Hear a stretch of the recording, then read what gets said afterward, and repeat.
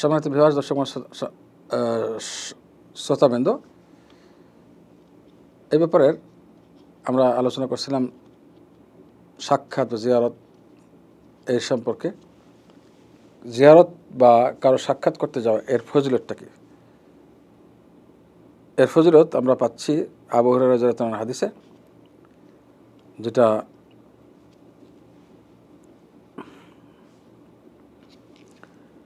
হাদিসটি বিশুদ্ধ হাদিস, সহিহ মুসলিমের হাদিস, সহিহ মুসলিমের 2567 নম্বর হাদিস। হাদিসটি হলো, এক ব্যক্তি তার ভাইকে কোনো গ্রামে জিয়ারত করতে বা সাক্ষাতের জন্য যায়, অথবা ফেরেশতা তার জন্য রাস্তা অপেক্ষা থাকে।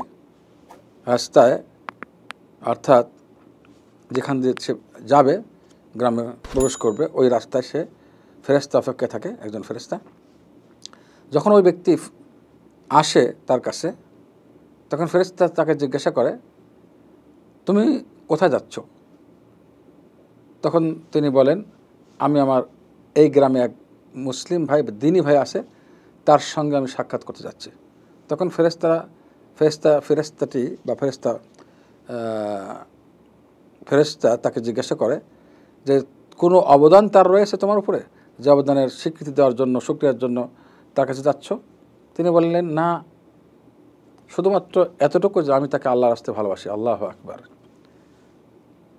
তখন ফেরেশতা উত্তর দিলেন যে, আমি আল্লাহর পক্ষ থেকে রসুল, অর্থাৎ ফেরেশতা আমাকে পাঠানো হয়েছে তোমার কাছে।